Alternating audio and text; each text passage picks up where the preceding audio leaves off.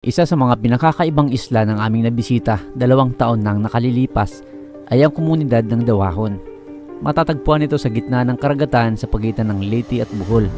Ngunit opisyal itong nasasakupan ng Bato, Leyte. Ang dahilan kung bakit ito ang pinaka-natatanging isla na aming napuntahan, sa lahat ng mga isla na aming nalakbay, ito lamang ang island barangay na may pinakamaraming bahay at populasyon. Tinatayang may humigit kumulang 700 bahay at umaabot sa halos 4,000 katao ang naninirahan dito. Ang mas kamanga-manga pa, ang pinakamataas na bahagi ng isla ay nasa 3 metro lamang mula sa libil ng dagat. Walang bundok at walang burol dito. Tanging ilang puno ng niyog at ibang mga kahoy sa gitna ng barangay. Noong una, isa lamang itong sandbar na tinitirahan ng ilang mangingisda mula sa iba't ibang lugar kagaya ng Cebu. Dahil sa yaman ng karagatan sa paligid, naging paboritong tambayan ito ng mga mangingisda hanggang sa dahan-dahang dumami ang mga naninirahan at naitatag ang isang komunidad na kalaunan ay tinawag na Barangay Dawahon. Bagaman malayo ito sa Kabiasnan, kumpleto ito sa pangunahing pasilidad. May sarili silang pantalan, isang paaralang elementarya, isang simbahan, 2 basketball court, isang maliit na klinika at makitid na kalsada. Ngunit pagdating sa transportasyon,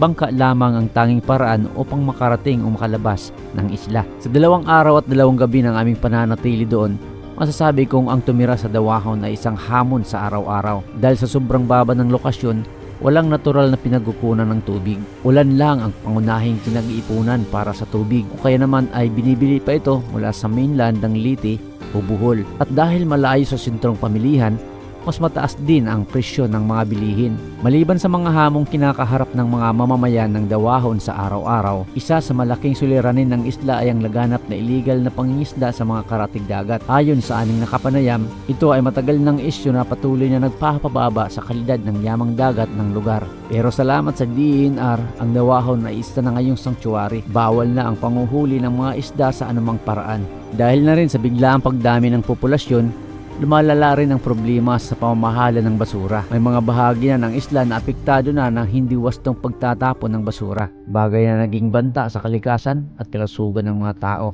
Dagdag pa sa kanilang mga hamon, wala rin silang stable na pinagkukunan ng elektrisidad. Umaasa lamang ang mga residente sa mga generator at solar panels upang mapagana ang mga ilaw at ilang appliances. Ang mas nakababahala dahil sa napakababang elevasyon ng isla, 3 metro lamang mula sa dagat, prone ito sa malaking alon at storm surge. Anumang oras ay maaaring ma-wash out ang lugar, lalo na kapag may bagyo.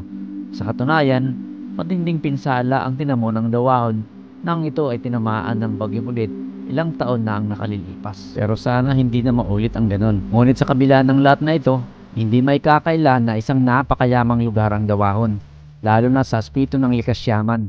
Kilala ang isla bilang sentro ng seaweed farming sa Eastern Visayas, partikular sa uri ng guso. Katunayan, ang Dawahon ang nangungunang tagapagtustos ng guso sa buong rehiyon. Bukod dito, nagbibigay rin ito ng iba't ibang uri ng seafoods na ibinebenta at niluluwas sa mga merkado sa buong rehiyon. Kaya malaki ang ambag ng maliit na islang ito sa supply chain ng pagkaing dagat sa silangang Visayas. Bukod sa pagiging sentro ng seaweed farming at pangingisda, unti-unti na rin nakikilala ang Dawahon Island bilang isa sa mga binibisitang tourist attraction sa Bato, Leyte. Bagamat simple at malayo sa Kabiasnan, ang isla ay may kakaibang alindog na kinahuhumalingan ng mga turista, vlogger at adventurista. Ang makukulay na mga bahay na dikit-dikit sa makitid na isla, ang tanawing malawak sa karagatan at kakaibang pamumuhay ng mga residente ay nagbibigay ng authentic at raw island experience na bihirang matagpuan sa ibang lugar. Marami ang naakit dito hindi lamang dahil sa natural beauty ng paligid, kundi dahil na rin sa kakaibang kultura at kwento ng komunidad.